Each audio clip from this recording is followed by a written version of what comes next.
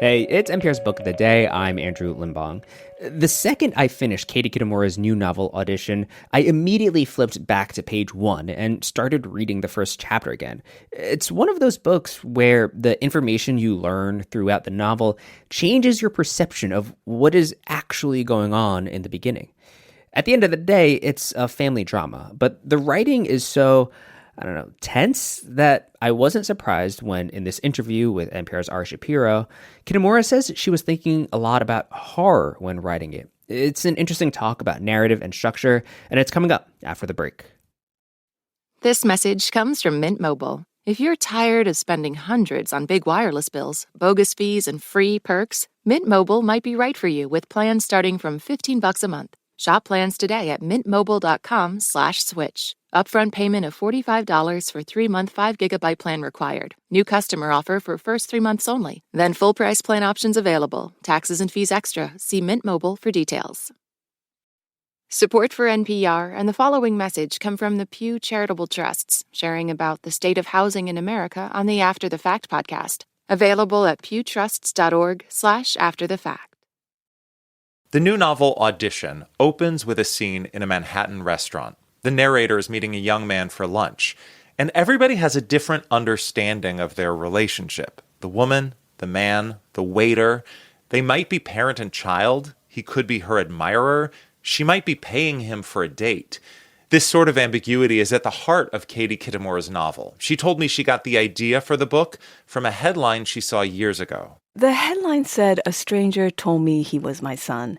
And I actually never read the article because I almost immediately knew that I wanted to write a novel on this premise. I was completely captivated by the idea that in a single encounter, in a single moment, everything you understand about yourself and your place in the world could be overturned. But I was also fascinated by the kind of opposition between stranger and son. Those are two words that we think of as diametrically opposed, kind of mutually exclusive. And I was interested in that tension. And for a long time, I couldn't really figure it out. I kept thinking, what is it about this that interests me? And finally, I was speaking to a friend of mine who has a older child, a kind of college-age son.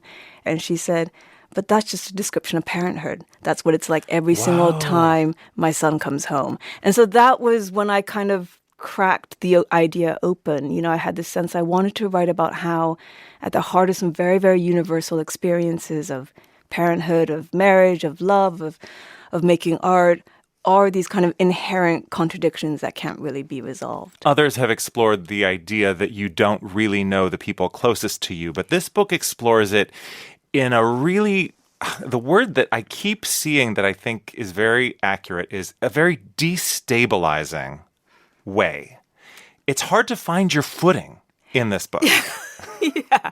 I mean, I wanted to find a kind of mode of storytelling, a form for the novel that would convey that destabilization you're talking about when you feel that somebody you should know very, very well, whether it's your partner or your mother or your child, suddenly does appear to you as a stranger. And I thought there has to be a form of storytelling that will convey some of that. So the book is, I think, quite disorienting. It's a little bit like a hall of mirrors in a way. Let's talk about the form because it's very startling. Yeah.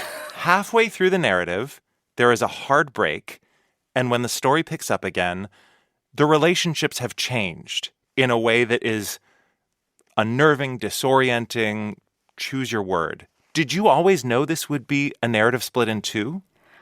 I mean, I'm fascinated by stories that are cut in half. Why? I don't know. I think about something like Vertigo, the Hitchcock movie is kind of sliced right in half. There are other examples. There's a wonderful Japanese film by the director Koreeda Hirokazu called Shoplifters, which in the middle of the movie, there's a kind of revelation and suddenly you understand everything about the characters differently. And I think I thought with this book, I wonder if I can enact that kind of change through form. And so what I did instead is I just took a leap of faith and I made a big running jump and hopefully landed on the other side. There's also another layer to this story split in two because your narrator is an actress who is rehearsing a play that is also divided into two disjointed parts, two parts that the narrator struggles to reconcile. Tell me about the kind of nesting dolls aspect of this. Yeah, I mean, I'm really interested in the idea that in all of us are irreconcilable, incommensurate parts of ourselves that can't be turned into a single unified identity. That's very much the struggle that the character is facing in the play that she's rehearsing. At some point, she says, there's not a kind of unifying identity for this character. The arc of this character isn't there. And that's the puzzle of the play, but in a lot of ways, it's also the puzzle of the book, which is it's two parts, but they're not meant to fit together. They're meant to just sit alongside each other. As I read it, as I finished reading it, I wondered whether I was supposed to be able to solve this puzzle. And from what you're saying, it sounds like, no, a solution is not the point. No, I mean, that's a kind of way of storytelling I love as a reader, but it's not something I'm interested in, I think, as a writer. You don't want the Agatha Christie mystery that at the end we find out who done it. Well, I did grow up on mysteries. It's funny you mentioned Agatha Christie because I read those books compulsively as a child. I read them over and over and over again. And the thing is that it didn't matter if I knew the solution or not. I loved the form of it. Mm-hmm. And I think it's in my DNA as a writer in some way, the form of the mystery. But again, it's not a puzzle to be solved. I think I didn't like the idea of having an answer or knowing something that the reader didn't know. I didn't want it to be like the reader had to figure out something that I was withholding from them. It's very much a kind of book that's open to interpretation. It's been designed so that it can be read in 2 or 3 or maybe even 4 different ways. And I sometimes describe it a little bit as a kind of rabbit-duck book. Like the image that you can see as a rabbit or a duck. Yes. And so are readers, now that it's out in the world, coming up to you and saying specifically, I believed your book was about this, I read your book in that way, and they're irreconcilable? Yes. I think what you're describing is universal, this idea, it's not my idea, I forget where it came from, that the writer and the reader climb opposite sides of the mountain and meet at the top. But it feels much more true of this book than most that I've read. That's so lovely, because that's really what I was hoping to do with this book. I really thought of it as an invitation to the reader. I felt when I was writing the book, I thought, I'm trying to just make a structure that is big enough to hold both me and the reader so that I can kind of invite the reader inside and say, make this book alongside me. You said that different readers have approached you with different feelings or reactions or interpretations. And I would love to tell you mine. Oh, I would love to hear it. Which was, to me, the book gave me the experience of, at any minute, it could become a horror novel, but it never does. And it feels like a bizarre question to ask you, but I wonder if you can explain why I felt that way. Because I don't know why. I mean, I was thinking about horror a lot when I was writing this book. And the book that I had in mind was Rosemary's Baby by Ira Levin, which is a novel about, I think, postpartum depression on one level. It's a novel about a family. It's a novel about real estate in New York. And in a lot of ways, Audition is all of those things. It feels a little bit like a haunted house story, I think. It's set more or less in one place, and all the characters are trapped in that space, and things start to unfurl a little bit. I also think the real moment of horror in any of these films or books is when you look at something you think you know and it looks unrecognizable. So there's a wonderful moment in Shirley Jackson's A Haunting of Hill House when the character looks out the window and she can see a part of the house she shouldn't be able to see.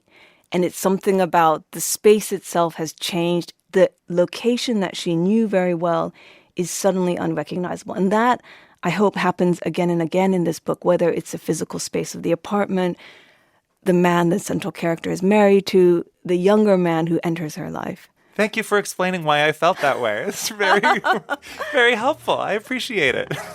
Katie Kitamura, it's been so great talking with you. Thank you. Thank you. Her new novel is called Audition.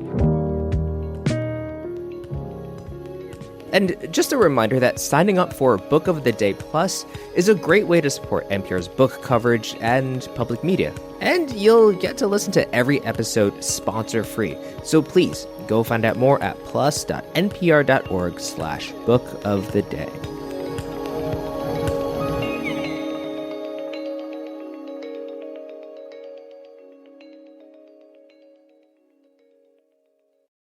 This message comes from Schwab. At Schwab, how you invest is your choice, not theirs. That's why when it comes to managing your wealth, Schwab gives you more choices. You can invest and trade on your own. Plus, get advice and more comprehensive wealth solutions to help meet your unique needs. With award-winning service, low costs, and transparent advice, you can manage your wealth your way at Schwab. Visit schwab.com to learn more. This message comes from Mint Mobile. If you're tired of spending hundreds on big wireless bills, bogus fees, and free perks, Mint Mobile might be right for you with plans starting from $15 a month. Shop plans today at mintmobile.com/switch. Upfront payment of $45 for 3-month 5GB plan required. New customer offer for first 3 months only. Then full price plan options available. Taxes and fees extra. See Mint Mobile for details.